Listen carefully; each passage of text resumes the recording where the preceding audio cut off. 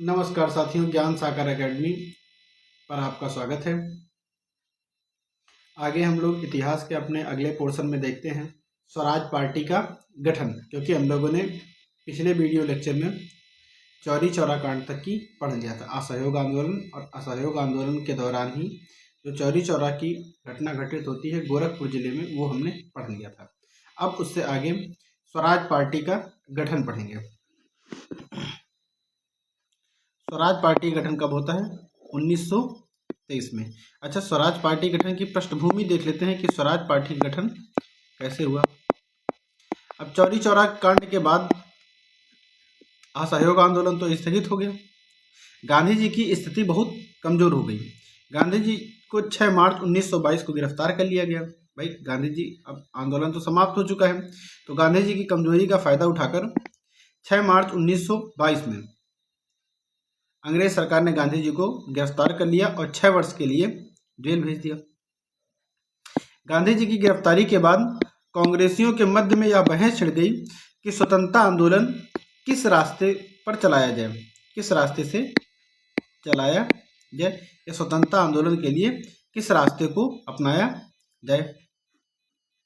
ये बात कांग्रेस के जो बाकी बचे हुए कार्यकर्ता थे जो जेल से बाहर थे, उनके मध्य ये विवाद का विषय हो गया।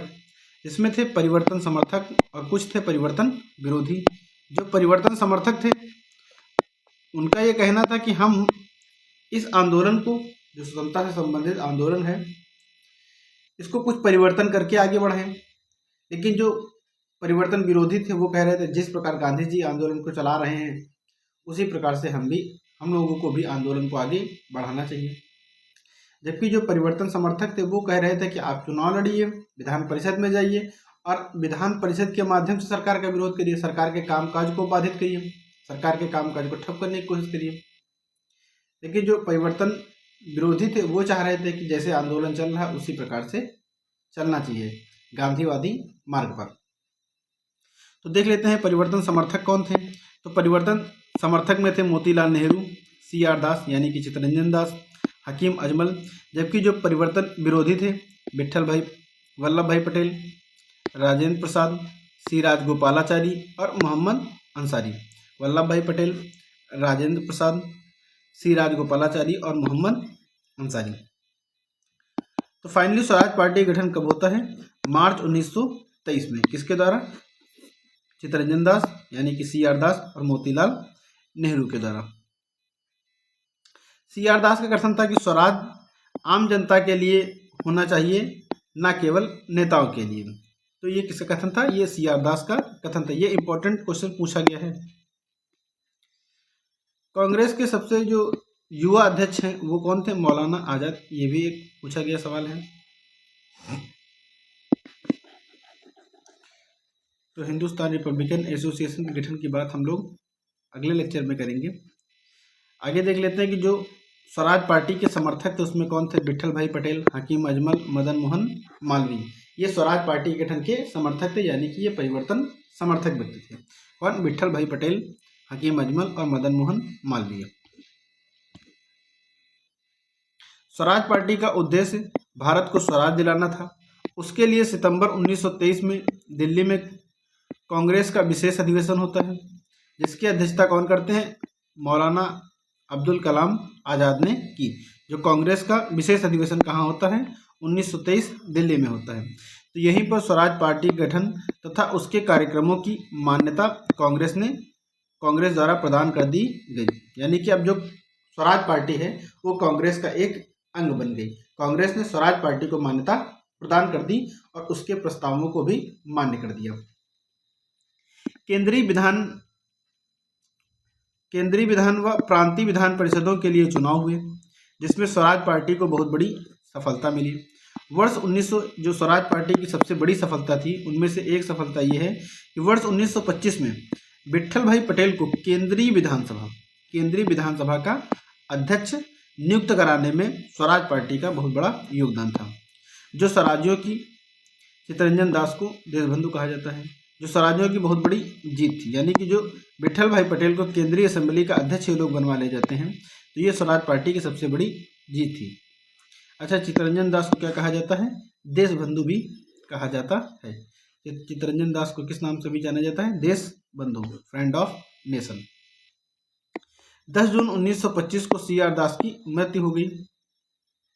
16 दिसंबर 1922 को इंडिपेंडेंट पार्टी गठन कौन करता है? मदन मोहन मालवीय और मोतीलाल नेहरू। तो इंडियन इंडिपेंडेंट पार्टी का गठन किसने किया? मदन मोहन मालवीय व मोतीलाल नेहरू ने किया 16 दिसंबर 1922 को। तो ये भी एक इम्पोर्टेंट तथ्य है जिसको याद रखना है। उसके बाद हम लोग देख लेते हैं काकोरी ट्रेन एक्शन 9 अगस्त 1925। 9 अगस्त 1925। तो काकोरी ट्रेन एक्शन की हमें डेट याद रखनी है 9 अगस्त 1925। एचआरए का मतलब हिंदुस्तान रिपब्लिकन एसोसिएशन के नेताओं ने 8 डाउन पैसेंजर ट्रेन को काकोरी स्टेशन पर लूट लिया। इसमें 20 लोगों को गिरफ्तार किया गया तथा 4 लोगों को फांसी दी गई। जिन लोगों को फांसी दी गई उनके नाम: राम प्रसाद बिस्मिल को गोरखपुर में फांसी दी गई। तो जिन व्यक्तियों को जहां जहां पर फांसी दी गई, ये पूछा गया सवाल है कि राम प्रसाद बिस्मिल को फांसी कहाँ दी गई। तो राम प्रसाद बिस्मिल को फांसी दी गई गोरखपुर में, जबकि राजेंद्र लाहिड़ी को गोंडा में, लाहिड़ी ड़ा से गोंडा। अशफाक उल्ला खां को फैजाबाद में, जबकि रोशन सिंह को इलाहाबाद में फांसी दी गई। इसके जो सदस्य थे चंद्रशेखर आजाद, वो बचकर फरार हो गए। तो इसमें याद रखना है आप लोग को किन व्यक्तियों को कहाँ कहाँ पर फांसी दी गई। जैसे राम प्रसाद बिस्मिल को गोरखपुर, राजेंद्र लाहिड़ी को गोंडा में, अशफाक उल्ला खां को फैजाबाद में और रोशन सिंह को इलाहाबाद में फांसी दी गई। जबकि इसके जो सदस्य चंद्रशेखर आजाद होते हैं वो बचकर फरार हो जाते हैं। आगे हम लोग बात कर लेते हैं हिंदुस्तान सोशलिस्ट रिपब्लिकन एसोसिएशन, जिसकी गठन होता है, जिसकी स्थापना होती है 1928 में। कहाँ पर? फिरोज शाह कोटला मैदान, दिल्ली में। कहाँ पर? फिरोज शाह कोटला मैदान, दिल्ली में। इसके संस्थापक सदस्य कौन कौन थे? भगत सिंह, सुखदेव, भगवती चरण वोहरा, शिव वर्मा, जयदेव, विजय सिन्हा। इसका जो सबसे बड़ा कांड था वो सैंडर्स की हत्या 17 दिसंबर 1928 को। तो सैंडर्स की हत्या किसके द्वारा की जाती है? यही HSRA के संगठन के द्वारा, यानी कि हिंदुस्तान सोशलिस्ट रिपब्लिकन एसोसिएशन के सदस्यों के द्वारा सैंडर्स की हत्या की जाती है 17 दिसंबर 1928 को। साइमन कमीशन के विरोध का निर्णय किस अधिवेशन में लिया गया? ये इंपॉर्टेंट क्वेश्चन है। साइमन कमीशन के विरोध का निर्णय किस अधिवेशन में लिया गया? 1927 के मद्रास अधिवेशन में लिया गया। किसके सुझाव पर भारतीयों को साइमन कमीशन से दूर रखा गया? लॉर्ड इरविन के सुझाव पर साइमन कमीशन से भारतीयों को दूर रखा गया। चलिए अब आगे हम लोग बात कर लेते हैं साइमन कमीशन। साइमन कमीशन की बात कर लेते हैं।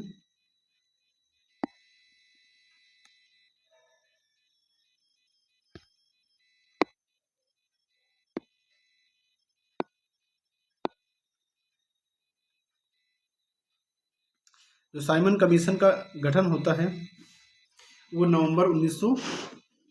साइमन कमीशन का जो गठन होता है, साइमन कमीशन का गठन नवंबर 1927 में होता है।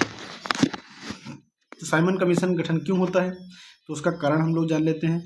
1919 के भारत शासन अधिनियम में इस बात का प्रावधान था कि जो भारत शासन अधिनियम 1919 का है उसके संवैधानिक विकास को लेकर 10 वर्ष बाद जांच करने का प्रावधान इसमें शामिल किया गया था। यानी कि जो 1919 का भारत शासन अधिनियम है वो कहाँ तक की सफल रहा, इस बात की जांच के लिए इसमें प्रावधान किया गया था। तो कितने दिन बाद जांच करनी थी? 10 वर्ष बाद इस प्रावधान की जांच करनी थी कि ये जो अधिनियम है वो कहाँ तक की सफल रहा। इसी के तहत नवंबर 1927 में भारतीय विधिक आयोग गठन किया गया, जिसे हम लोग साइमन कमीशन भी कहते हैं। तो इसका एक्चुअली में नाम क्या था? भारतीय विधिक आयोग का गठन किया गया सरकार के द्वारा। जॉन साइमन इसके अध्यक्ष थे, इसीलिए इसको क्या कहा जाता है? Simon commission. लॉर्ड इरविन के सुझावों पर इस आयोग में किसी भी भारतीय सदस्य को शामिल नहीं किया गया, इसीलिए इसे स्वायत्त कमीशन भी कहा जाता है। अच्छा, अगला इंपॉर्टेंट पॉइंट क्या है कि 3 फरवरी 1928 को साइमन कमीशन बम्बई पहुंचा, जहां पर इस कमीशन का विरोध किया गया व हड़ताल किए गए। तो साइमन कमीशन का गठन कब होता है? नवंबर 1927 में। क्यों होता है? तो ये किस लिए होता है? भारत शासन अधिनियम 1919 में इस बात का प्रावधान था कि 10 वर्ष बाद इस अधिनियम की जांच करना है कि अधिनियम कहाँ तक की सफल रहा। तो इसी के लिए नवंबर 1927 में एक भारतीय विधि आयोग बनाया जाता है, जिसके अध्यक्ष जो होते हैं जॉन साइमन होते हैं। इसीलिए इस कमीशन को क्या नाम दिया जाता है? Simon commission. और लॉर्ड इरविन के सुझावों पर इस कमीशन से भारतीयों को दूर रखा गया। इस कमीशन में भारतीयों को शामिल नहीं किया गया। इसमें किसी भी भारतीय को न शामिल किए जाने के कारण इस कमीशन को श्वेत कमीशन कहा जाता है। 3 फरवरी 1928 को जब कमीशन बंबई पहुंचता है तो वहां पर कमीशन का विरोध किया जाता है। कमीशन को काले झंडे दिखाए जाते हैं और पूरे भारत देश में जगह जगह हड़तालें की जाती हैं और साइमन कमीशन के विरोध में आंदोलन और जुलूस भी निकाले जाते हैं। साइमन कमीशन गो बैक के नारे लगाए गए, काले झंडे दिखाए गए। लाहौर पंजाब में साइमन कमीशन का विरोध लाला लाजपत राय के नेतृत्व में लोग कर रहे थे। वहां पर लाठीचार्ज कर दिया गया।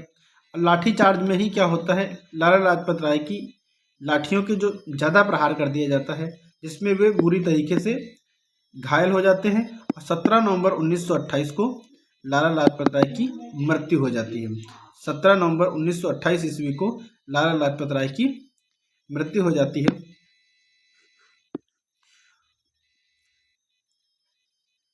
विरोध प्रदर्शन के बावजूद 27 साइमन कमीशन का इतना विरोध करने के बावजूद भी साइमन कमीशन ने अपनी रिपोर्ट 27 मई 1930 को साइमन कमीशन ने अपनी रिपोर्ट सरकार को प्रस्तुत की। तो साइमन कमीशन ने अपनी रिपोर्ट कब प्रस्तुत की? 27 मई 1930 को साइमन कमीशन ने अपनी रिपोर्ट सरकार को प्रस्तुत की। Thank you.